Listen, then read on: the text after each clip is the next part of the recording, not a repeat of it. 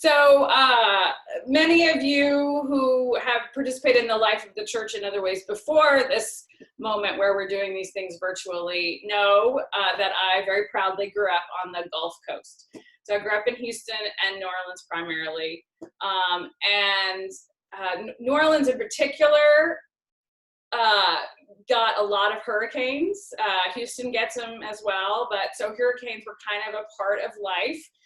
The need to be hunkered down, it's kind of a part of life. But as a child, as a kid, I thought hurricanes were great. Here's why. So when a hurricane was coming, we would go somewhere. We lived kind of on lowish ground. Our street flooded a lot.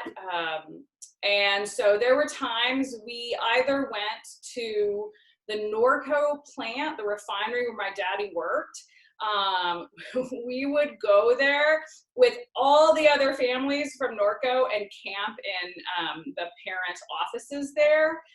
And so camping in your dad's office is fairly fabulous, as it turns out, if you're a child. I'm sure it's not as fabulous if you're a parent. And one of the things I remember is, that just down the hall, all of these families are camping in offices, and we're playing in the hallways, and it was just kids all around and chaos. And I remember somebody brought like a great big Saint Bernard from home, and I think after that, if memory serves, like you weren't allowed to bring dogs anymore.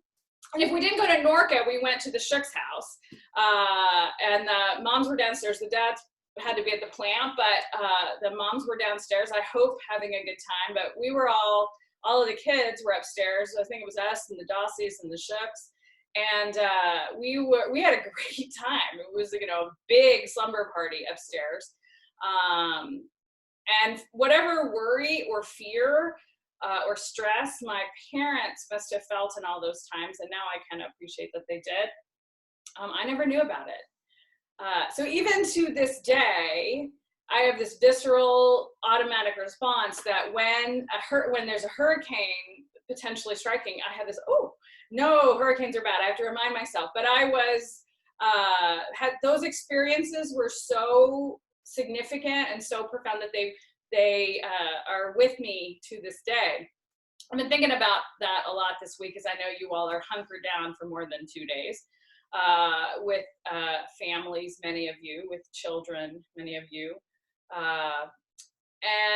So I've been remembering those experiences and thinking that for those of you who are doing this with kids, amazing, kudos. I don't know how you're doing it. I'm barely doing it with myself and the dog. But for those of you who are, if you play this right, these weeks and potentially months could be one of the best experiences of your child's life. And they might remember this with just deep fondness and affection and potentially even joy, depending on how you use and spend these next few weeks. And this is an opportunity to make something really remarkable for your children, even though I know it is difficult and stressful. I know some folks are holed up with partners. They are with someone, their partner, their spouse. And I know that in some situations, it's real easy to become disconnected from your partner. Life gets busy, work gets busy. The challenges of living together, raising children, all of that can get in the way of the good stuff.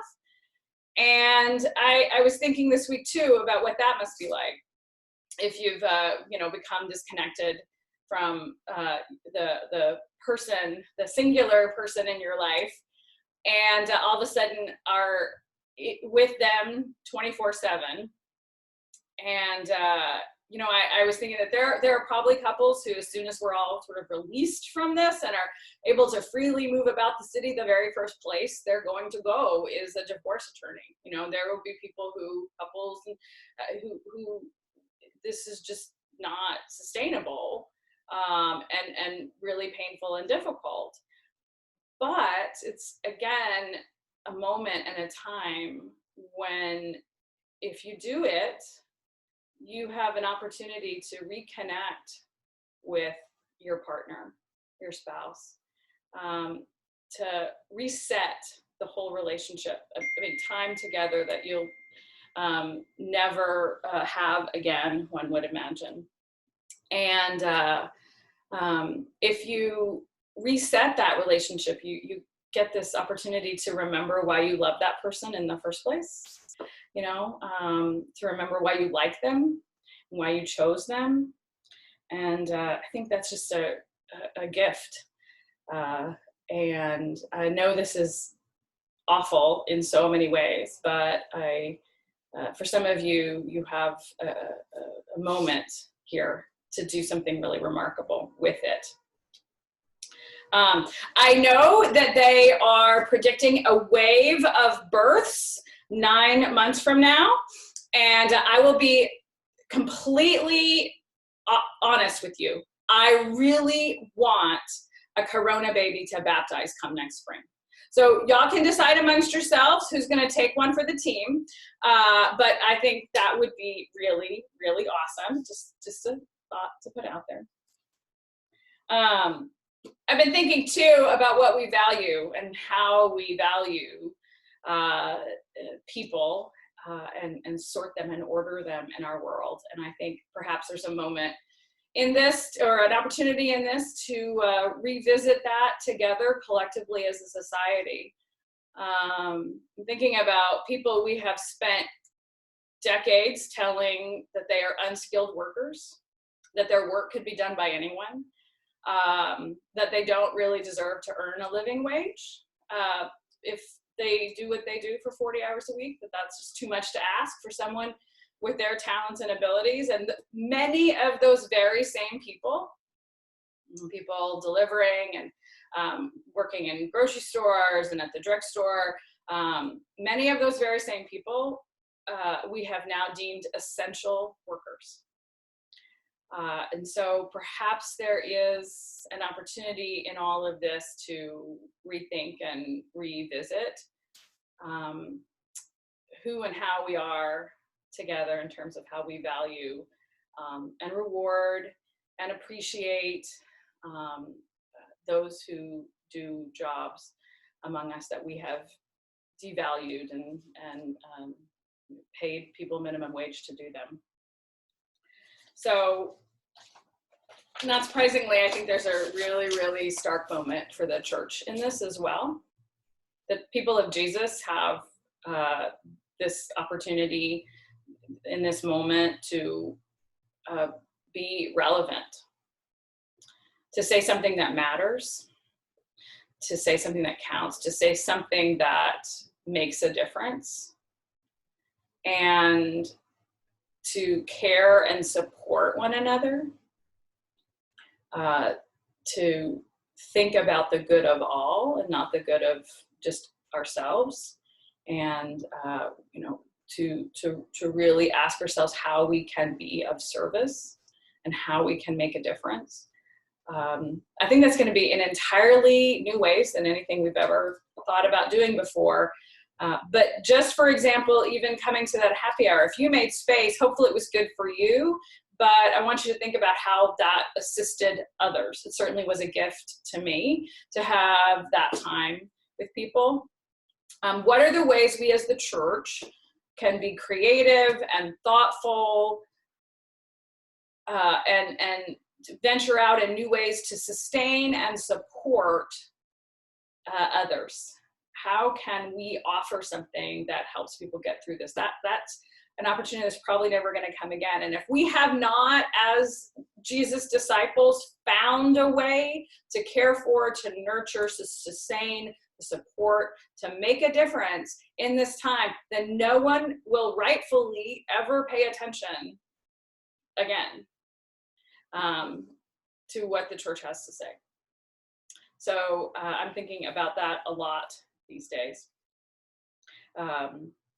We are trying to do things like the happy hour and the Monday night Bible study. We're trying to do a playlist, music that hopefully lifts people up.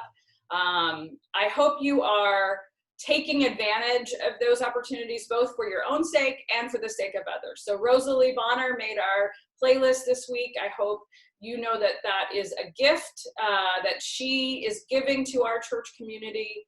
I know when I made the first one, I was thinking, what are the things that will cheer people up? What do I want to give to people as an experience, as a moment? That's true in Bible study that we're doing online, all these things. It's true of the Facebook page. We're doing Facebook posts and asking people to share. The one today will that'll carry us through the week will be, what are the great things that you are seeing? Videos and links and Twitter posts and pictures. What are the things that people are creating in terms of content across a variety of media, and how are they making a difference by being uplifting and being creative and putting something positive out into the universe? I trust that you have seen some of those things, and I hope that you will take a very brief amount of time to give that gift to someone else, to share it, to go to the Facebook page and to share it. So what are we going to do with this time, which is now starting to feel a little oppressive and is difficult and challenging and maddening and crazy making? We still have to do something with it. So what are you going to do with it? How are you going to make something of it? How are you going to spend it? Because it won't come again, I hope. What are you going to do with it? You know, you can't buy yeast in this town right now because everyone has turned into a baker. People are baking bread. I cannot imagine the last time this many people baked bread from home, but we have time and we have space. And I think that's great. And I know people who are learning a language. I know people who are, getting seeds and planting and preparing for spring. All of these, to me, are signs of hope. That on the other side of this, we'll have learned something new and tried something new. And boy, how great isn't that? I want to talk about a different John Wesley today than the one we normally talk about here at John Street Methodist. I want to talk about John Wesley Powell. John Wesley Powell was an explorer and a naturalist, and I think, I should have double checked this, I think he got his name because his father was a Methodist preacher or something like that. So John Wesley Powell was the leader of an expedition that in 1869 went through the Grand Canyon on the Colorado River. And it was the first time that really treacherous, dangerous, frankly kind of foolhardy and perhaps stupid journey had been made by white explorers, by white citizens of the U.S. So they rode for 3 months the Colorado down to exit the canyon. And they learned a lot while doing that. The problem is, once you're part of the way there, you can't get out. That's true even to this day, except at Phantom Ranch. There's one spot you can climb out of the canyon, but other than that, once you get in, you've got to ride the river the whole way out. So they had figured out pretty quickly that softer rock made for a smoother ride, and harder rock meant there were rapids and that it was going to be more dangerous for that stretch of the river. On August 14th, a good ways into the trip, John Wesley Powell wrote this in his journal. At daybreak, we walk down the bank of the river on a little sandy beach to take a view of a new feature in the canyon.